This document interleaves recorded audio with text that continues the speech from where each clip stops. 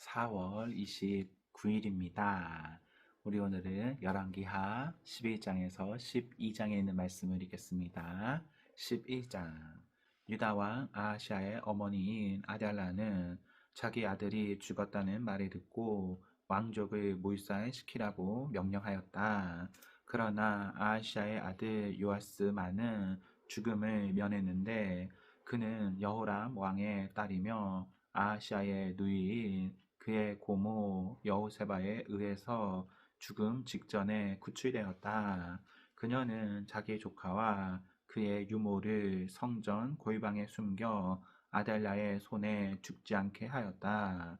그들이 여호와의 성전에 6년을 숨어 있는 동안 아달라가 나라를 다스렸다. 그러나 7년째 되는 해 제사장 여호야다는 궁중 경호 담당관들과 경비 담당관들을 불러 성전으로 오게 하고 거기서 그들에게 비밀을 지키겠다는 다짐을 받아 여호와의 성전에서 맹세하게 한 다음 왕자 요아스를 보이며 그들에게 이렇게 지시하였다. 당신들은 안식일에 근무하러 나오는 사람들 중에 3분의 1은 왕궁을 경계하고 또 3분의 1은 수루문을 지키고 나머지 3분의 1은 경비실 뒷문을 경계하게 하시오. 그리고 안식일에 근무를 마치는 두 조는 성전을 지켜 왕을 보호하도록 하시오. 당신들은 무장을 하고 왕이 가는 곳마다 따라다니면서 그를 경호하고 당신들에게 접근하는 자는 무조건 죽이시오. 그들은 제사장 여호야다의 지시대로 각자 자기들이 통솔하는 부하들을 데리고 여호야다에게 왔다. 그러자 제사장은 성전에 보관되어 있던 다윗 왕의 창과 방패를 그 담당관들에게 주었다. 그러고서 여호야다는 무장한 모든 호위병들이 성전 주변을 삼엄하게 경비하는 가운데 왕자를 인도해내고 그에게 왕관을 씌우며 율법 책을 주고 기름을 부어 그를 왕으로 선포하였다. 그러자 모인 군중들은 박수를 치며 왕의 만세를 외쳤다. 아델라가 성전에서 떠들어대는 소리를 듣고 그리로 달려가 보니 새 왕이 관례대로 성전 입구의 기둥 곁에 서 있었고 궁중 경호병들과 경비병들과 그리고 나팔수들이 왕의 주위에 둘러서 있었으며 백성들은 모두 즐거워서 소리를 지르고 나팔수들은 나팔을 불고 있었다. 그러자 아달라는 자기 옷을 찢으며 반역이다, 반역이다 하고 외쳤다. 그때 제사장 여호야다는 경호 및 경비 담당관들에게 저 여자를 성전 구내에서 죽이지 말고 밖으로 끌어내시오. 그리고 저 여자를 구출하려고 하는 자는 누구든지 죽이시오 하였다. 그래서 그들은 그녀를 잡아 궁전으로 끌고 가서 말들의 출입구에서 죽였다. 여호야다는 왕과 백성들에게 여호와의 백성이 되겠다는 계약을 맺게 하고 또 왕과 백성들 사이에도 계약을 맺도록 하였다. 그러자 백성은 바알의 신전으로 달려가서 그것을 헐고 그 단들과 우상들을 부수며 단 앞에서 바알의 제사장 mat단을 죽였다. 그러고서 여호야다는 성전에 경비병을 배치하고 궁중 경호병들과 경비병들의 호의를 받아 백성들을 거느리고 왕을 성전에서 궁전으로 모셨다. 왕이 경비실 문으로 궁전에 도착하여 왕 좌에 앉아 모든 백성은 기뻐하였으며 성 안은 평온이 되찾았다. 이렇게 해서 아달라는 궁전에서 죽음을 당하고 요아스가 7세에 유다의 왕이 되었다. 12장.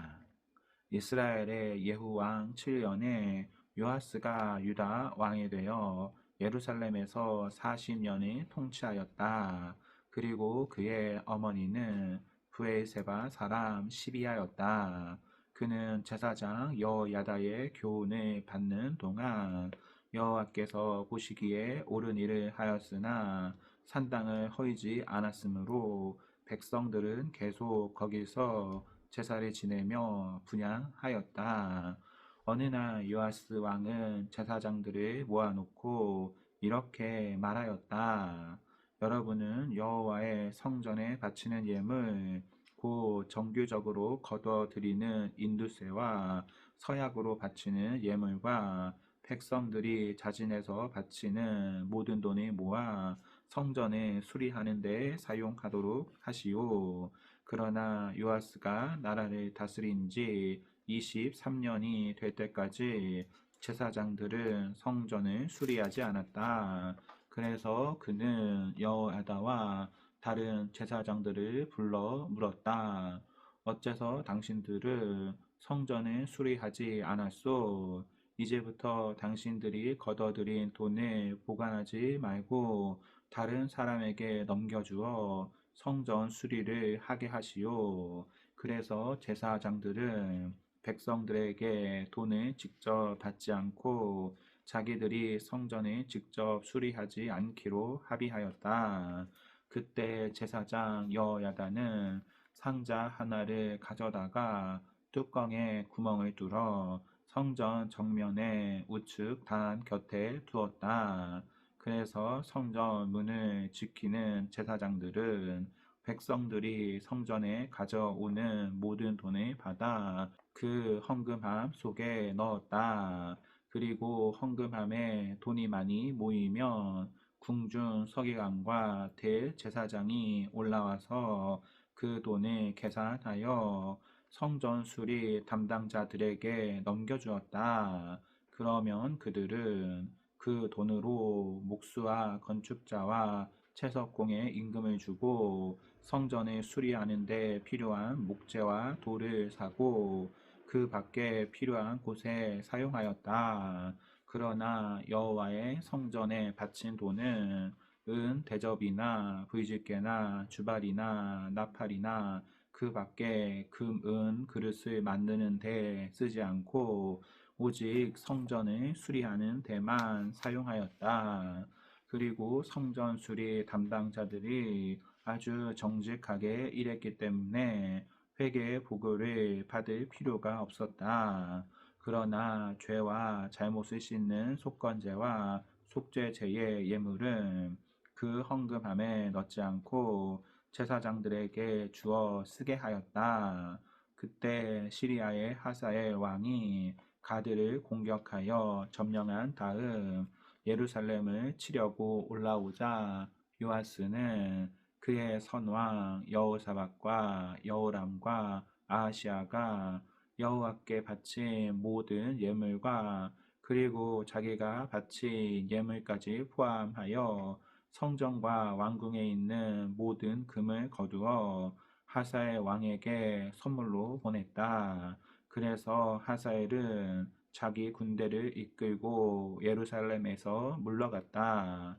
그 밖에 요아스가 행한 모든 일은 유다 왕들의 역사책에 기록되어 있다. 그러나 요아스의 두 신하 시므앗의 아들 요사갈과 소멜의 아들 여호사밧이 반란을 일으켜 신라로 내려가는 길가의 밀로 궁에서 왕을 살해하였다. 그래서 요아스는 다윗 성에 있는 그의 조상들의 묘에 장사되었고 그의 아들 아마사가 왕위를 계승하였다. 아멘. 오늘 말씀을 모두 읽었습니다. 성령 충만한 성도가 되십시오. 아멘.